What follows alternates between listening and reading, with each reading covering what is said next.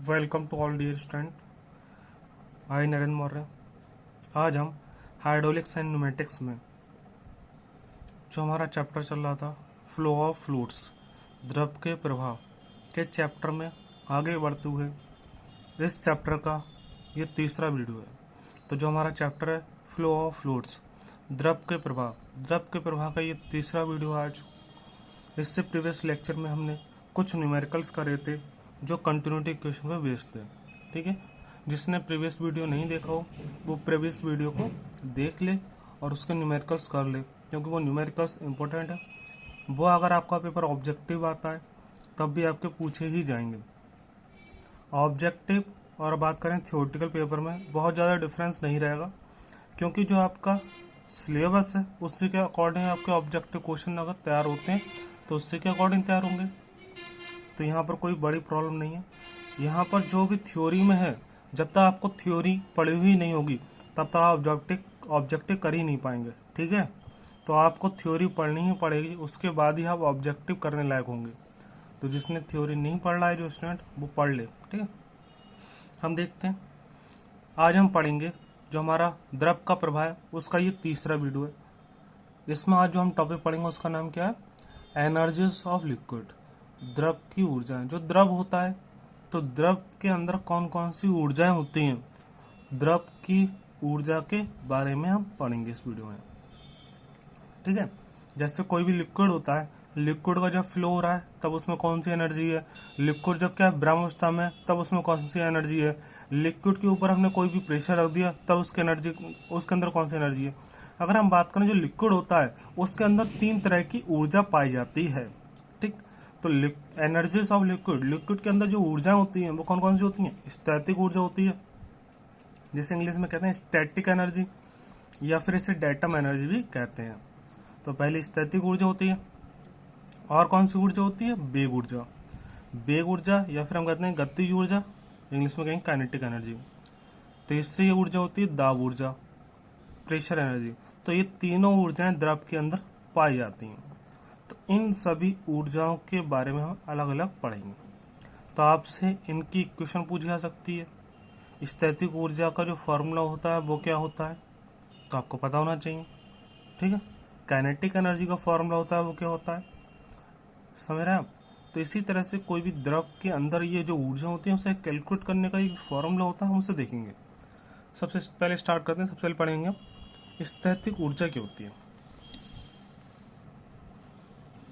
जैसा कि आपको दिख रहा है ये कौन सी ऊर्जा, स्थैतिक ऊर्जा। स्टैटिक एनर्जी की अगर हम बात करें, हमने क्या करा, यहाँ पे एक फ्लास्क ले लिया है। ठीक, और इस फ्लास्क की बात करें, इस फ्लास्क में क्या करा हमने, एक द्रव भर दिया है। ठीक है, और द्रव भरने के बाद अगर मान लो आप क्या करते हैं, यहाँ पर इधर से टंकी से पानी खोलेंगे तो आपको पता है टंकी से इधर मान लो एक टंकी लगा दें आप, और टंकी क्या अभी बंद है, टंकी अभी बंद है। तो आपने जैसे ये घुमाएंगे, ठीक है, टंकी से क्या होगा, पानी निकलना स्टार्ट होगा। क्यों निकल रहा है पानी, क्योंकि द्रव के अंदर एक ऊर्जा है। हमें पता है ऊर्जा कभी भी खत्म नहीं होती है, बस एक रूप से दूसरे रूप में परिवर्तित हो जाती है। तो इसी में क्या होता है, जब हमारा द्रव एक हाइट पर होता है तो इसके हाइट के कारण ही, मतलब द्रव जितनी हाइट पर होगा उसमें उतनी ही ज्यादा ऊर्जा स्टोर हो जाती है। तो उसकी एक ऊंचाई के कारण, मतलब वो जिस ऊंचाई पर है, ये किसी आधार से जितनी ऊंचाई तक होगा उसके अंदर उतनी ऊर्जा पाई जाती है।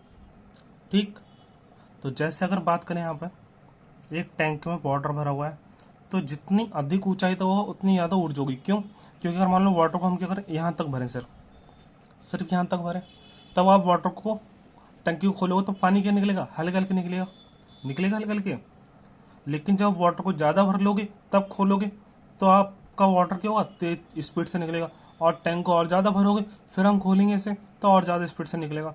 मतलब उसकी हाइट के आधार पर उसमें एक ऊर्जा स्टोर हो रही है। क्योंकि द्रव का प्रवाह क्या होगा, द्रव का प्रवाह हो रहा है तो इसका मतलब क्या है, ऊर्जा का कन्वर्जन हो रहा है, मतलब एक ऊर्जा दूसरे रूप में कन्वर्ट हो जा रही है। तो जो एनर्जी में कन्वर्ट होगा ये क्या हो रहा है, इसका द्रव का, जैसे हम टंकी खोलते हैं द्रव का प्रवाह होने लग जाता है, मतलब गति ऊर्जा उत्पन्न होने लग सकती है। लेकिन गतिज ऊर्जा आई कहाँ से, क्योंकि हमें पता है एनर्जी उत्पन्न तो होती नहीं है, बस एक रूप से दूसरे रूप में परिवर्तित हो जाती है। तो जैसे हमने टंकी खोली तो गति ऊर्जा उत्पन्न होने लगी, क्योंकि फ्लूइड फ्लो कर रहा है। लेकिन ये एनर्जी आई कहाँ से? क्योंकि यहाँ पे जब द्रव एक स्टेट पे था, एक हाइट पर था, तो उसके अंदर एक कौन सी ऊर्जा स्टोर हो गई थी? स्टैटिक ऊर्जा। उसकी द्रव की स्थिति के कारण, द्रव की स्थिति के कारण जो ऊर्जा उत्पन्न होती है उसे हम कहते हैं स्थैतिक ऊर्जा। जैसे आपने देखो, टैंक जितनी हाइट पर रखा होगा उतनी स्पीड से क्या होगा? वाटर निकलेगा। अगर टंकी से हम टंकी खोलेंगे तो वाटर उतनी स्पीड से निकलेगा। तो वही चीज है यहाँ पर। तो टैंक जितनी हाइट पर होता है तो उसका क्या होता है? स्थैतिक ऊर्जा उतनी अधिक होती है, और जिसकी स्थैतिक ऊर्जा जितनी अधिक होगी उसमें क्या होगा? उस स्टैटिक एनर्जी उतनी ज्यादा होगी। जैसे टंकी खोलेंगे आप, और वही स्टैटिक ऊर्जा किस में कन्वर्ट होगी? काइनेटिक ऊर्जा में। तो स्पीड भी तेज होगी क्योंकि स्टैटिक ऊर्जा ज्यादा है, क्योंकि ज्यादा हाइट पर है। समझ में आया आपका? तो स्टैटिक ऊर्जा क्या होती है देख लेते हैं एक बार। ये ऊर्जा किसी क्षैतिज माने हुए तल या आधार तल से द्रव की ऊंचाई पर निर्भर करती है। इस आधार जल पर द्रव की स्थैतिक ऊर्जा शून्य होती है। मतलब किसी भी आधार से, बेस से, वो जितनी हाइट तक उसमें द्रव होगा उसकी स्थैतिक ऊर्जा उतनी ही अधिक होगी। और अगर हम बात करें आधार पे देखें बिल्कुल, तो आधार पे स्थैतिक ऊर्जा की होगी बिल्कुल जीरो होगी। ठीक है, जितनी हाइट पे जाते जाएंगे उतनी ऊर्जा की होगी बढ़ती जाएगी इसकी। समझ में आया आपको? और इसकी जो हाइट है उसे हमने जेड से डिनोट कर दिया यहाँ पे। ठीक है, जेड क्या होगा? मीटर में कोई हाइट होगी, मीटर मान लो। तो यहाँ पर अगर बात करें हम, डब्लू न्यूटन भार के द्रव की स्थैतिक ऊर्जा क्या होगी? मान लो इस टोटल जो इसमें फ्लूइड भरा हुआ है उसका भार कितना मान लो? डब्लू न्यूटन है। तो डब्लू न्यूटन भार के लिए द्रव की स्थैतिक ऊर्जा क्या होगी? स्थैतिक ऊर्जा होगी डब्लू भार का कितनी हाइट तक है? जेड हाइट तक।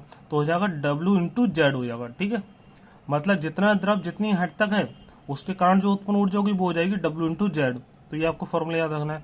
तो डब्ल्यू न्यूटन भार के द्रव की स्थैतिक ऊर्जा की होती है कितनी हाइट तक है? ये जेड हाइट तक है। डब्ल्यू न्यूटन का भार है इसका फ्लूइड का, तो डब्ल्यू इंटू जेड हो गई इसकी स्थैतिक ऊर्जा न्यूटन मीटर। ऊर्जा का मान क्या होता है? न्यूटन मीटर में होता है। लेकिन अगर बात करें यहाँ पे आप डब्ल्यू का मान क्या कर दें? 1 न्यूटन कर दें। तो डब्ल्यू का मान 1 न्यूटन कर देंगे हम। तो 1 न्यूटन भार के द्रव की स्थैतिक ऊर्जा क्या होगी? तो 1 न्यूटन के लिए निकालना है तो डब्ल्यू से भाग कर दो। तो डब्ल्यू से जब भाग कर दो, डब्ल्यू से डब्ल्यू कैंसिल हो जाएगा, भार किसका आ जाएगा? 1 न्यूटन भार के द्रव की स्थैतिक ऊर्जा कितनी आ जाएगी? डब्ल्यू से आपने भाग कर दी। क्योंकि अगर हम बात करें यहाँ पर, ये जो हमारा ऊर्जा है वो कितने की? डब्ल्यू न्यूटन की। और 1 न्यूटन के लिए निकालेंगे तो यहाँ पे डब्ल्यू से भाग कर देंगे। डब्ल्यू से भाग कर दो तो डब्ल्यू से डब्ल्यू कैंसिल आउट हो जाएगा, और क्या बचेगा? सिर्फ जेड। और यहाँ पे डब्ल्यू की मात्रक होता है न्यूटन, तो न्यूटन से न्यूटन कैंसिल हो जाएगा, मान आ जाएगा आपका जेड मीटर। मतलब हमने क्या करा यहाँ पे? हमने ऊर्जा का मान निकाला, लेकिन किसकी फॉर्म में? हाइट की फॉर्म में। समझ रहे हैं आप? तो हमने जो ऊर्जा थी, ऊर्जा हमारी आ गई थी डब्ल्यू न्यूटन भार के लिए द्रव की स्थैतिक ऊर्जा डब्ल्यू इंटू जेड थी। डब्ल्यू इंटू जेड थी। जेड क्या? हाइट। अगर मान लो 1 न्यूटन के लिए निकालेंगे तो डब्ल्यू का मान 1 पुट कर देंगे, 1 पुट कर देंगे तो आ जाएगा हमारा जेड।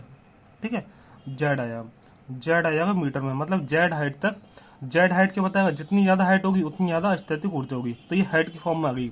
तो ये ऊर्जा का किस में आ गई? ये फॉर्मूले में आ गई हमारी स्थैतिक ऊर्जा। ऊर्जा आ गई है, लेकिन ऊर्जा को जब हम हाइट की फॉर्म में निकालेंगे तो हाइट की फॉर्म में क्या आ जाएगी? Z metre. स्थैतिक ऊर्जा हाइट की फॉर्म में जेड मीटर आ गई। ठीक है, अब देखते हैं अगली ऊर्जा। स्थैतिक ऊर्जा हो गई। अगली ऊर्जा हम देखते हैं। अगली ऊर्जा कौन सी है यहाँ पर? अगली ऊर्जा यहाँ पे दी हुई है वेग ऊर्जा। वेग ऊर्जा को हम कहते हैं गति ऊर्जा, या फिर इंग्लिश में से काइनेटिक एनर्जी भी कहते हैं। तो काइनेटिक ऊर्जा क्या होगी?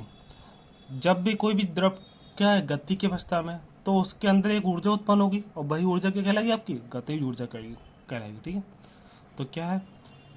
प्रवाह में द्रव की अपनी गति के कारण जो ऊर्जा द्रव में होती है वह द्रव की गति ऊर्जा कहलाती है। मतलब जब कोई भी द्रव बह रहा है तब उसके अंदर जो ऊर्जा है जिसके कारण वो गति कर रहा है, तब वो ऊर्जा क्या होती है? आपकी गतिज ऊर्जा होती है। ठीक है, तो इसे हम फॉर्मूला की फॉर्म में निकालें अगर, तो आपको उसका तो फॉर्मूला समझ में आ गया होगा आपको। डब्ल्यू इंटू जेड था, लेकिन हाइट की फॉर्म में क्या था? सिर्फ जेड। तो यहाँ पर देखते हैं, यदि हम क्या करें, डब्ल्यू न्यूटन भार का द्रव बी मीटर प्रति सेकंड गति से बह रहा है। मान लो डब्ल्यू न्यूटन का भार का द्रव बी मीटर प्रति सेकंड से बह रहा है, तो अब गति ऊर्जा की होगी। गति ऊर्जा का फॉर्मूला आपको पता है कितना होता है? हाफ एम बी स्क्वायर होता है, मास इंटू वॉल्यूम का स्क्वायर। ठीक है, मास इंटू वेलोसिटी, सॉरी। यहाँ बात करें एम क्या है? मास, बी क्या है? वेलोसिटी। ठीक है, काइनेटिक ऊर्जा का फॉर्मूला ये होता है। लेकिन अगर बात करें यहाँ पे क्या है? डब्ल्यू न्यूटन भार है, तो मास और भार में क्या रिलेशन होता है हमें पता ही है। एम जी इक्वल टू क्या होता है? भार और यहाँ से हमें एम के स्थान में डब्ल्यू को पुट करना है, तो एम के स्थान पर लिख सकते हैं डब्ल्यू अपॉन जी लिख सकते हैं। एम के स्थान पर हम लिख सकते हैं डब्ल्यू अपॉन जी। तो यहाँ पे क्या करेंगे, एम के स्थान पर लिख देंगे डब्ल्यू अपॉन जी लिख दिया हमने, ठीक, क्योंकि यहाँ पे डब्ल्यू न्यूटन का भार है, तो डब्ल्यू अपॉन जी लिख दिया एम के स्थान पे, क्योंकि लिख सकते हैं हम यहाँ से। और बी के स्थान बी आ गया, तो आ गया ये half W upon G into B square newton metre आ गया। क्या आ गई, इसकी गति ऊर्जा आ गई। लेकिन ये गति ऊर्जा आपको 1 न्यूटन भार के लिए निकालनी है, तो यहाँ पर डब्ल्यू क्या हो जाएगा, 1 हो जाएगा, तो बचेगा क्या, क्योंकि 1 न्यूटन भार के लिए निकालेंगे तो डब्ल्यू का मान 1 पुट करना पड़ेगा। डब्ल्यू का मान 1 पुट करोगे तो ऊर्जा कितनी आ जाए आपकी, बी स्क्वायर, डब्ल्यू तो 1 हो गया अपॉन 2g, तो बी स्क्वायर अपॉन 2g आ गई काइनेटिक ऊर्जा। अब आपने 1 न्यूटन के लिए निकाली है, तो न्यूटन से भाग कर दिया, अब न्यूटन से न्यूटन गया, तो आ गया हम एम मीटर में। तो ये किसकी फॉर्म में आ गया, ये हाइट की फॉर्म में आ गई काइनेटिक ऊर्जा। तो H equal to B square upon 2g, H equal to B square upon 2g। H क्या यहाँ पे हमारा ये गतिज शीर्ष है, गतिज ऊर्जा का हेड है।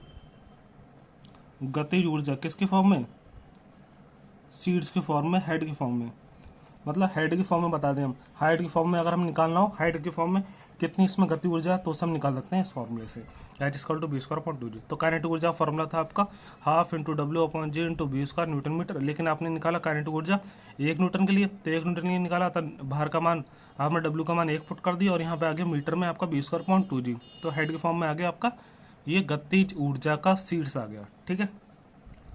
अब अगला देखते हैं, अगली ऊर्जा कौन सी है, दाब ऊर्जा। तो इससे भी देख लेते हैं फिर दाब ऊर्जा क्या होती है। जैसे कि आप देख रहे हैं, आपको दिख रहा है दाब ऊर्जा। दाब ऊर्जा असल में है क्या, अगर मान लो किसी भी टैंक में हमने क्या करा है, वाटर भर दिया, वाटर इसके अंदर भर दिया है, द्रव भर दिया है, और द्रव भरने के बाद ऊपर क्या करें हम, 1 न्यूटन का, 1 न्यूटन भार का मान लो, 1 न्यूटन का कोई वेट रख दें, तो वेट रखने के बाद इस द्रव के ऊपर जो दाब लगेगा वही एक ऊर्जा जनरेट करेगा, जो ऊर्जा की होती है दाब ऊर्जा। आपने देखो कई बार हम पिचकारी को क्या करते हैं, एकदम दबाते हैं, प्रेस करते हैं, तो जैसे आप पिचकारी ली आपने कोई पिचकारी, तो जो पिचकारियाँ होती हैं उसमें आपने क्या करते हैं, आप वाटर को फिल कर देते हैं, और वाटर को फिल करने के बाद आप जब चलाते हैं,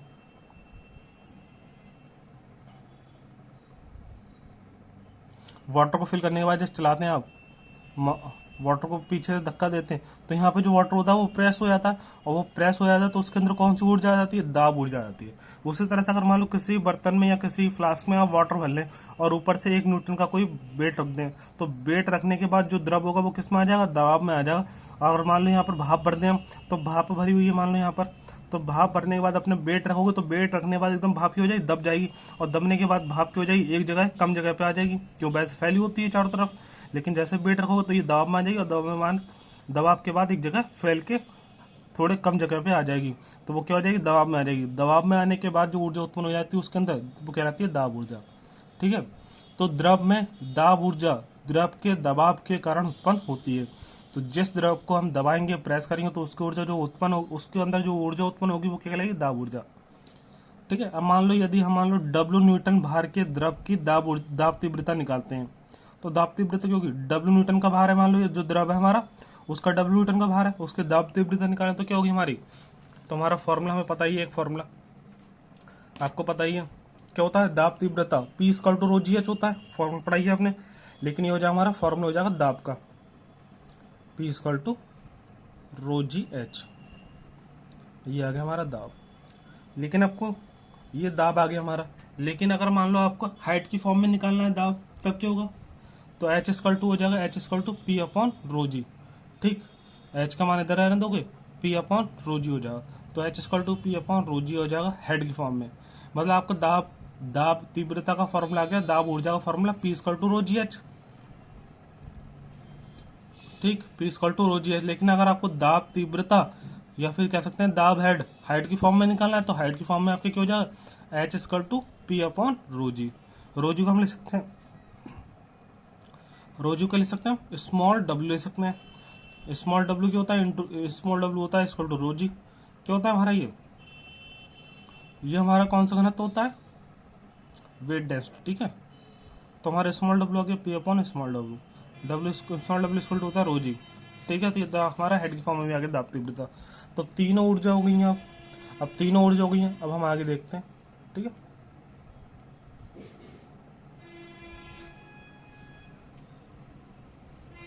ठीक है, आपको पूरा दिख रहा होगा यहाँ पे।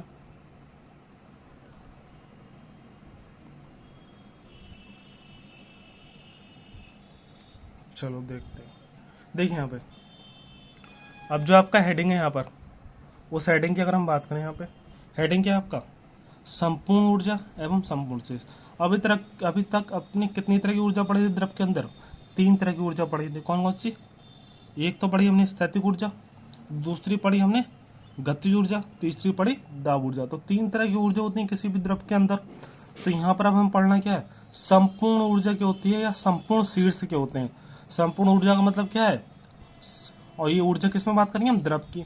तो द्रव की संपूर्ण ऊर्जा क्या होगी या फिर संपूर्ण शीर्ष क्या होगा। शीर्ष की बात करें, शीर्ष का मतलब होता है हेड।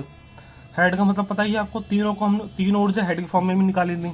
ठीक है, तो संपूर्ण ऊर्जा क्या होती है, तो संपूर्ण ऊर्जा होती है, संपूर्ण ऊर्जा में क्या हो जाता है, तीनों ऊर्जा का समीशन आ जाता है। ठीक है, तो यहाँ देखिए संपूर्ण ऊर्जा क्या होती है, 3 तरह की ऊर्जा थी हमारे पास। एक तो स्थैतिक ऊर्जा, स्थैतिक ऊर्जा को हम आधार ऊर्जा भी कहते हैं। ठीक है, स्थैतिक ऊर्जा को हम आधार ऊर्जा भी कहते हैं। तो स्थैतिक ऊर्जा मतलब संपूर्ण ऊर्जा में तीनों जो ऊर्जा हमने पढ़ी थी, तीनों का योगफल को हम क्या कहते हैं, संपूर्ण ऊर्जा ही कहते हैं। तो संपूर्ण ऊर्जा क्या होगा, आधार ऊर्जा मतलब स्थैतिक ऊर्जा प्लस दाब ऊर्जा प्लस गति ऊर्जा, मतलब तीनों ऊर्जाओं के योगफल को हम क्या कहते हैं, संपूर्ण ऊर्जा। तो कोई भी जब द्रव, मान लो हमने एक पाइप ले लिया यहाँ पे, ठीक है, जैसे यहाँ पाइप लिया है, तो पाइप के एक तरफ से हमने क्या करा, द्रव का प्रवाह कराना स्टार्ट करा। तो द्रव का जब हम प्रवाह कराएंगे तो यहाँ पर आपकी स्पीड क्या होगी, वाटर की कम होगी। यहाँ पे वाटर की स्पीड कम होगी, लेकिन आप देख रहे हैं यहाँ पे हाइट, यहाँ पर क्या होगी, यहाँ पे हाइट अधिक होगी। लेकिन जैसे वाटर नीचे की तरफ फ्लो करने लगेगा, उसकी उतना ही वेग बढ़ता जाएगा, और वेग बढ़ता जाएगा, लेकिन हाइट क्या हो रही है, घट रही है। मतलब कह सकते हैं हम तीनों ऊर्जाओं का योगफल क्या रहता है, हमेशा नियत रहता है। मतलब एक ऊर्जा अगर मान लो यहाँ पर क्या है, कम है यहाँ पर मान लो, तो दूसरी ऊर्जा क्योंकि ज्यादा होगी। मतलब तीनों ऊर्जा का योगफल समान रहेगा। अगर मान लो यहाँ पर आगे बढ़ रहा है तो यहाँ पर देखो गति ऊर्जा में इसकी वृद्धि हो रही है यहाँ पर, और गति ऊर्जा में वृद्धि हो रही है, लेकिन स्थैतिक ऊर्जा में क्या हो रही है, कमी। तो एक ऊर्जा में वृद्धि हो रही है लेकिन एक ऊर्जा में कमी हो रही है। तो जिससे क्या रहता है, सारी ऊर्जाओं का योगफल क्या रहता है, हमेशा कांस्टेंट रहता है। ठीक है, मैंने यहाँ पे ये समझ लो संपूर्ण ऊर्जा क्या होती है।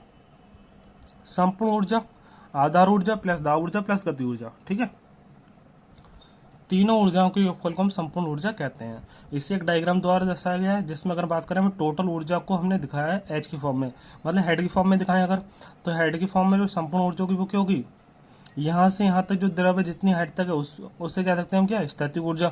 और यहाँ से यहाँ तक मान लो दाब लगा रहा है, क्योंकि दाब दिखा रहा है, ये वाला दाब क्या है, मैनोमीटर लगा, मैनोमीटर क्या दिखा रहा है, दाब। तो ये दाब दिखा रहा है कितना है, P/ρg हेड की फॉर्म में। और यहाँ पर जो गति ऊर्जा है वो दिखा रहा है इसकी V²/2g। मतलब यहाँ से यहाँ तक की जो टोटल ऊर्जा है वो तीनों ऊर्जाओं का योगफल होता है। ठीक है, तो संपूर्ण ऊर्जा क्या होती है रियलिटी में, तीनों ऊर्जाओं के योगफल को हम क्या कहते हैं, संपूर्ण ऊर्जा कहते हैं। देखो यहाँ पर संपूर्ण ऊर्जा क्या है हमारी, संपूर्ण ऊर्जा इक्वल टू आधार ऊर्जा प्लस दाब ऊर्जा प्लस गति ऊर्जा। ठीक, और संपूर्ण ऊर्जा को शीर्ष के फॉर्म में निकालें तो शीर्ष में क्या हो जाएगा, संपूर्ण शीर्ष कैपिटल H इक्वल टू आधार शीर्ष प्लस दाब शीर्ष प्लस गति शीर्ष। मतलब यही ऊर्जा के शीर्ष में फॉर्म में निकालेंगे तो आधार शीर्ष का मान निकाला था हमने, कितना आया था Z, और दाब शीर्ष का मान निकाला था P/ρg, और गति ऊर्जा का शीर्ष का मान निकाला था V²/2g। तो ये हमारा टोटल हेड आ गया ऊर्जाओं का, मतलब संपूर्ण ऊर्जा का हेड आ गया। ठीक है, और ये ऊर्जा का जो हेड आया वो किसकी फॉर्म में आया, मीटर में आया। तो संपूर्ण ऊर्जा क्या होगी हमारी, आधार, मतलब हम कह सकते हैं हेड की फॉर्म में आधार शीर्ष प्लस, या फिर कह सकते हैं स्टैटिक हेड प्लस दाब शीर्ष प्लस गतिज ऊर्जा शीर्ष। ठीक है, तो यहाँ पे तीनों हेड का समीशन आ गया टोटल हेड। आगे देखते हैं अगला टॉपिक हमारा क्या है।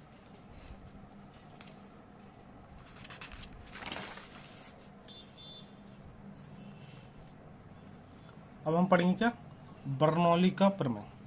बर्नौली का प्रमेय इंपॉर्टेंट है, ये आपको पढ़ना ही पढ़ना चाहिए। ठीक है, देखते हैं बर्नौली का प्रमेय क्या होता है। ठीक है, जैसे कि आपको दिख रहा है क्या दिया हुआ है, बर्नौली का प्रमेय दिया हुआ है, बर्नौलीज थ्योरम। बर्नौली थ्योरम की अगर हम बात करें, यहाँ पर क्या होती है बर्नौली थ्योरम, सबसे पहले स्टेटमेंट देखेंगे, फिर इसका हम फॉर्मूला देखेंगे, फिर हम देखेंगे इसे अप्लाई कहाँ करते हैं। ठीक है, बर्नौली प्रमेय की अगर हम बात करें, ये बहुत पढ़ेंगे आप। ठीक है, बर्नौली प्रमेय का बहुत यूज होता है। तो बर्नौली प्रमेय की अगर हम बात करें यहाँ पर सबसे पहले हम देख लेते हैं इसके डेफिनेशन। ठीक है, सबसे पहले हम बर्नौली प्रमेय की डेफिनेशन को देखेंगे। जैसे कि आपका हेडिंग दिया है बर्नौली का प्रमेय, बर्नौलीज थ्योरम। जो बर्नौली का प्रमेय, जो साइंटिस्ट थे बर्नौली, तो उन्होंने यह थ्योरम दी थी। यह थ्योरम किसके लिए दी थी? किसी भी द्रव के लिए। जब कोई द्रव किसी भी पाइप के अंदर से, जैसे यहाँ पर आपको पाइप दिया हुआ है, तो जब कोई भी द्रव, उन्होंने देखा कोई भी द्रव जब पाइप के अंदर से प्रवाहित हो रहा है, तो प्रवाहित होने पर उन्होंने देखा एंट्री पॉइंट पर जो टोटल ऊर्जा का समीशन था, एग्जिट होने पर भी टोटल ऊर्जा का समीशन क्या रहता है? बराबर। क्योंकि आपको पता है ऊर्जा की अगर हम बात करें तो ऊर्जा कभी भी खत्म नहीं होती है, बस एक रूप से दूसरे रूप में परिवर्तित हो जाती है। तो ना ऊर्जा को हम उत्पन्न कर सकते हैं ना ही खत्म कर सकते हैं। तो ऊर्जा ना ही उत्पन्न करी जा सकती है और ना ही खत्म करी जा सकती है। तो फिर यहाँ पर ये तो होगा ही नहीं कि बीच से कहीं ऊर्जा जाएगी। मतलब जितनी ऊर्जा एंट्री पे होगी उतनी ही ऊर्जा की होगी एग्जिट पे होगी। क्यों? ऊर्जा खत्म तो हो नहीं सकती और ना ही उत्पन्न हो सकती है। तो ना ऊर्जा बढ़ेगी और ना ऊर्जा घटेगी। मतलब बर्नौली के प्रमेय में इन्होंने एक एक्सपेरिमेंट करा था। उस एक्सपेरिमेंट में एक पाइप के अंदर से, ये ट्यूब के अंदर से उन्होंने द्रव को प्रवाहित करा था और द्रव को प्रवाहित करते समय उन्होंने टोटल एनर्जी निकाल ली थी। टोटल एनर्जी कौन कौन सी? उन्होंने काइनेटिक ऊर्जा निकाल ली थी, दाब ऊर्जा निकाली थी और स्टैटिक ऊर्जा निकाल ली थी। फिर इस सब का योगफल निकाल लिया था। योगफल निकालने के बाद उन्होंने देखा, उसने कुछ डिस्टेंस तय करी और तय करने के बाद उन्होंने क्या करा, थोड़े डिस्टेंस पर दोबारा से टोटल ऊर्जा निकाली। उन्होंने देखा यहाँ पे दूसरे पॉइंट पे काइनेटिक ऊर्जा का मान चेंज हो गया था, दाब ऊर्जा का मान भी चेंज हो गया था, स्टैटिक ऊर्जा के मान में भी चेंज आ गए थे। मतलब ऊर्जा के मान में चेंज आ रहे थे, लेकिन सबका योगफल निकाला तो योगफल हमेशा समान रहा। तो इन्होंने क्या करा, निष्कर्ष निकाला कि एक ऊर्जा का दूसरे ऊर्जा में रूपांतरण हो रहा है। मतलब काइनेटिक ऊर्जा की हो रही थी, मान लो स्टैटिक ऊर्जा में कन्वर्ट होगी, स्टैटिक ऊर्जा काइनेटिक ऊर्जा में कन्वर्ट होगी। मतलब सभी का योगफल क्या रहा, हमेशा कांस्टेंट ही रहा। मतलब एक ऊर्जा दूसरे रूप में परिवर्तित हो जाती थी, जिससे क्या होता है, एक का मान बढ़ जाता था और दूसरा का मान घट जाता था। लेकिन सबका योगफल जब हम निकालते थे तो इस पहली कंडीशन के बराबर ही आता था। तो ये किसने बताया था? बर्नौली ने बताया था। तो इससे इस प्रमेय को क्या कहते हैं? बर्नौली का प्रमेय कहता है। ठीक है, देखने स्टेटमेंट क्या है इसका। स्टेटमेंट हमसे कहता है किसी आदर्श एवं असंपीड्य द्रव के अपरिवर्तित प्रवाह में, किसी आदर्श का मतलब क्या होता है? आइडियल, आइडियल द्रव, एवं असंपीड्य मतलब जो संपीड़न हो, कंप्रेस नहीं हो, इनकम्प्रेसिबल, किसी आइडियल एंड इनकम्प्रेसिबल द्रव के अपरिवर्तित प्रवाह, आप परिवर्तन मतलब जिसमें कोई परिवर्तन ना हो रहा हो द्रव की गति में, स्टडी फ्लो मतलब। ठीक है, प्रवाह में किसी सतत धारा के प्रत्येक परिच्छेद में द्रव की किसी निश्चित मात्रा के लिए द्रव के सभी बिंदु की संपूर्ण ऊर्जा या संपूर्ण ऊर्जा का मान समान रहता है, जबकि घर्षण या अन्य कारणों से किसी भी प्रकार की ऊर्जा की हानि ना हो रही हो। देखो बर्नौली के प्रमेय क्या कहते हैं, सिंपल समझते हैं। बर्नौली ने एक स्टेटमेंट दिया, उन्होंने ये कहा कि जो ऊर्जा रहती है, टोटल जो ऊर्जा रहती है वो हमेशा क्या रहती है? कांस्टेंट रहती है। लेकिन कांस्टेंट कब रहती है?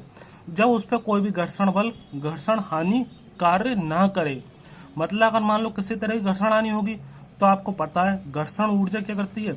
ऊर्जा का हानि करती है, ऊर्जा का। ठीक है, तो ऊर्जा की हानि करेगी तो ऊर्जा में कमी आ जाएगी। तो इन्होंने ये वाली कंडीशन अप्लाई करी, लेकिन किस कंडीशन में? उन्होंने ये कहा टोटल ऊर्जा कांस्टेंट रहती है। मतलब हर जगह क्या रहेगी? जो टोटल ऊर्जा है, मान लो किसी द्रव में हमने वाटर को सप्लाई करा तो वाटर की जो टोटल ऊर्जा है वो हर बिंदु पर समान रहेगी। लेकिन कब रहेगी? जब द्रव हमारा क्या हो, द्रव पे कोई भी घर्षण हानि ना हो और साथ में द्रव कैसा हो? आइडियल हो, मतलब वो असंपीड हो, इनकम्प्रेसिबल हो, मतलब ऐसा द्रव हो जो कंप्रेस ना हो। क्योंकि कंप्रेस नहीं होगा तो ऊर्जा की हानि भी नहीं होगी। और साथ में अपरिवर्तित प्रवाह हो, मतलब उसका प्रवाह जो हमेशा कांस्टेंट रहे, परिवर्तित ना हो टाइम के साथ, जो हमारा वेग वगैरह में कोई भी परिवर्तन नहीं हो। ठीक है, तो असल में 100% ये नियम हमारा कार्य नहीं करता है रियलिटी लाइफ में। क्योंकि रियल में अगर हम मान लो किसी पाइप में से द्रव का प्रवाह करेंगे तो उसकी आपको पता है सरफेस हल्की खुरदरी होती है, कहीं थोड़ी बहुत तो होती है, तो उससे ऊर्जा की हानि होती है। और ऊर्जा की हानि होगी तो टोटल ऊर्जा आपको समान नहीं मिलेगी। मतलब इसका मतलब ये है, मतलब अगर मान लो ऊर्जा की हानि ना हो तब तो आपको ऊर्जा समान रहेगी, लेकिन ऊर्जा की हानि हो जाएगी तो ऊर्जा आपकी खत्म हो जाएगी हानि में, और ऊर्जा का लॉस हो गया तो आपको ऊर्जा वही नहीं प्राप्त हो पाएगी। समझ रहे हैं आप? तो इन्होंने जो स्टेटमेंट दिया था, इन्होंने ये कहा था जब कोई भी द्रव किसी भी पाइप में से प्रवाहित कर रहा हो तो उसकी कुल ऊर्जा हमेशा क्या रहेगी, कांस्टेंट रहेगी, नियंत्रित रहेगी हर बिंदु पर। लेकिन जब वो क्यों घर्षण हानि न होती उसमें, साथ में जो द्रव हो कैसा हो, आइडियल, इनकम्प्रेसिबल तथा स्टडी प्रवाह होता हो।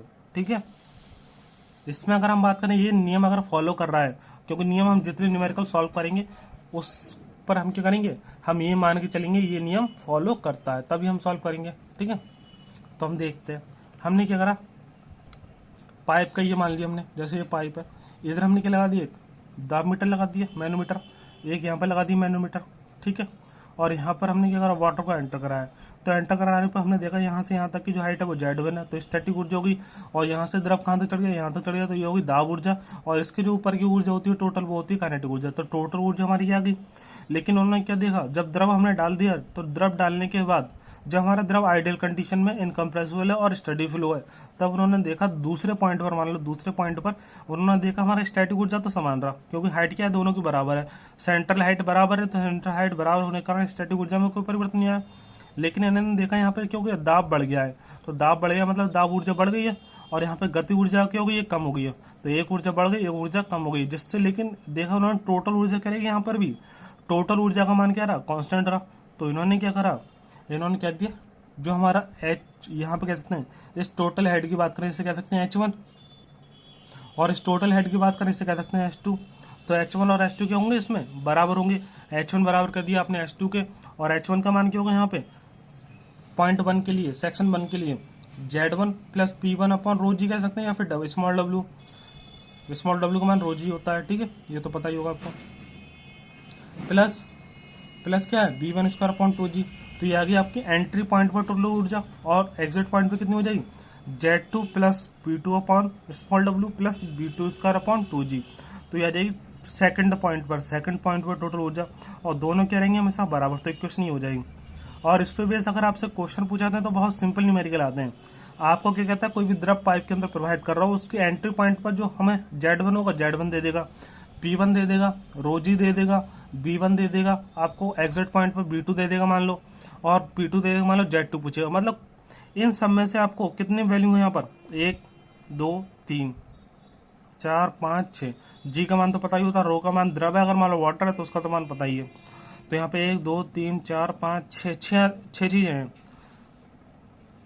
यहाँ पर आपको कोई भी 5 चीजें देके छठी चीज पूछ लेगा, तो ये सिंपली आप सॉल्व कर सकते हैं, कोई भी इसमें दिक्कत नहीं होगी। ठीक है, मतलब कोई भी आपको 5 चीजें देता है और छठी चीज आपसे पूछ लेता है।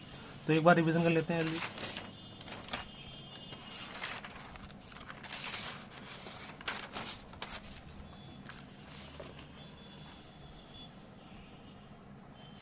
जो हमारा चैप्टर था उसका नाम क्या था, एनर्जी ऑफ फ्लूइड। द्रव, एनर्जी ऑफ फ्लूइड मतलब द्रव के अंदर कौन कौन सी ऊर्जा होती है। हमने देखा द्रव के अंदर 3 ऊर्जा होती है, स्थैतिक ऊर्जा होती है, स्टैटिक ऊर्जा, काइनेटिक ऊर्जा और प्रेशर ऊर्जा। ठीक है, स्टैटिक ऊर्जा का अगर बात करें, आपसे अगर ऑब्जेक्टिव क्वेश्चन इसका आएगा तो किस तरह से आ सकता है, आपसे पूछ सकता है स्टैटिक ऊर्जा का हमारा फॉर्मूला क्या होता है। तो स्टैटिक ऊर्जा का जो फॉर्मूला होता है Z/W होता है। और स्टैटिक ऊर्जा किस पे डिपेंड करती है, स्टैटिक ऊर्जा जो होती है हमारी ऊंचाई पर डिपेंड करती है। जितनी अधिक ऊंचाई पर द्रव होगा उतनी स्टैटिक ऊर्जा भी होगी, अधिक होगी। तो आपसे ये क्वेश्चन सिंपल पूछा जाता है, स्थैतिक ऊर्जा किस पे डिपेंड करती है, किस पे निर्भर करती है, तो ऊंचाई पर निर्भर करती है, द्रव की ऊंचाई पर।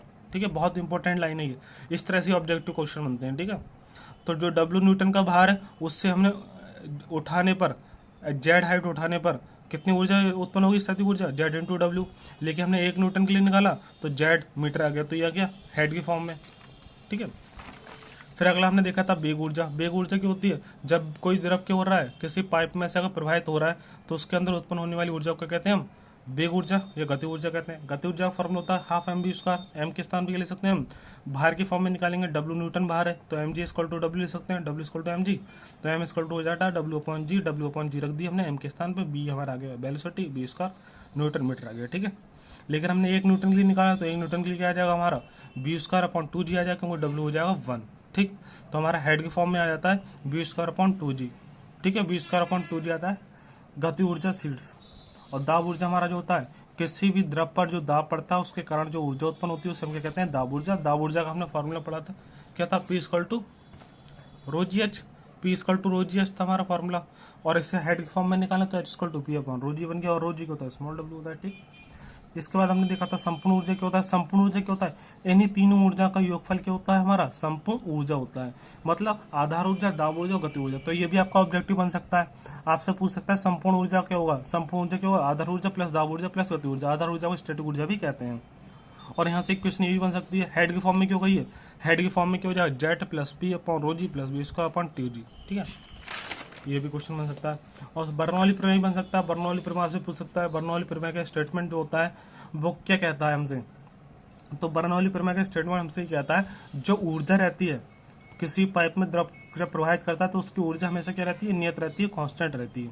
वो आपको ऑब्जेक्ट इस तरह से देगा, बर्नौली प्रमेय में द्रव का जब प्रवाह होता है तो उसमें क्या होता है, द्रव की जो कुल ऊर्जा है वो नियत रहती है या परिवर्तित हो जाती है या कभी बढ़ती है, कम होती है। तो इस तरह आपसे ऑब्जेक्टिव क्वेश्चन आ सकते हैं। तो आपको ऊर्जा क्या रहती है, इसमें कांस्टेंट रहती है बर्नौली के प्रमेय में, ठीक है। तो ये आपको इस तरह के क्वेश्चन आपको पढ़ लेने, पहले थ्योरी पढ़ लीजिए आप, क्वेश्चन आपसे ज़्यादा टाइम नहीं लगेगा, कराएंगे क्वेश्चन, ठीक है, ऑब्जेक्टिव क्वेश्चन कराए जाएंगे।